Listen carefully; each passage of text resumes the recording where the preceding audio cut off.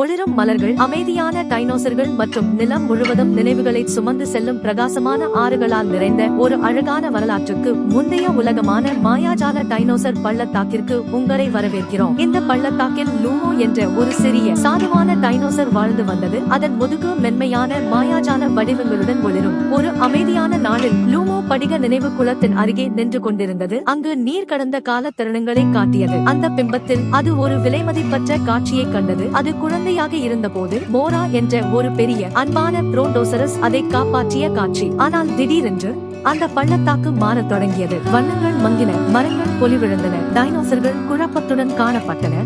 அவற்றின் நினைவுகள் மெதுவாக மறைந்து கொண்டிருப்பது போல. தன் இதயத்தில் ஒரு ஆழமான அழைப்பை உணர்ந்த லூமோ தைரியமாக முன்னோக்கி சென்று பள்ளத்தாக்கிற்கு அப்பால் ஒரு பயணத்தை தொடங்கியது. அது கிசுகிசுக்கும் புல்வெளிகளை கடந்து ஒரு இருண்ட மூடுபனி நிறைந்த காட்டிற்குள் நுழைந்தது. அங்கு மூடுபனிக்குள் இருந்து ஒளிரும் கண்கள் அதை கவனித்தன. பயம் அதை சூழ்ந்த போது லூமோவின் முதுகில் இருந்த ஒளி பிரகாசமாகி மூடுபனியை விலக்கியது. விரைவில் அது தொலைந்த தருணங்களின் மலையை அடைந்தது. அங்கு நோக்டேரா என்ற ஒரு தனிமையான நிழல் உயிரினம் காத்திருந்தது. ஓடிவிடாமல் லூமோ தனது ஒளிரும் நினைவுகளை பகிர்ந்து கொண்டது. மேலும் கதகதப்பான ஒளிக்கீற்றுகள் வானத்தில் மிதந்தன. மலையின் ஆழத்தில் ஒரு மாபெரும் படிக இதயம் விழித்தெழுந்து நிலம் முழுவதும் சக்தி வாய்ந்த ஒளியை பரப்பியது. ஒரே கணத்தில் மாயாஜால டைனோசர் பள்ளத்தாக்கு மீண்டும் வண்ணம், மகிழ்ச்சி மற்றும் உயிருடன் மலர்ந்தது. சூரியன் மறையும் வேளையில் லூமோ படிக குளத்திற்கு திரும்பியது. அங்கு மோரா தனது தலையை அதன் தலையில் மெதுவாக தொட்டது. அந்த சிறிய டைனோசர் தான் எல்லா நினைவுகளையும் காப்பாற்றியது என்பதை அது அறிந்திருந்தது. Subscribe to Fun Guy.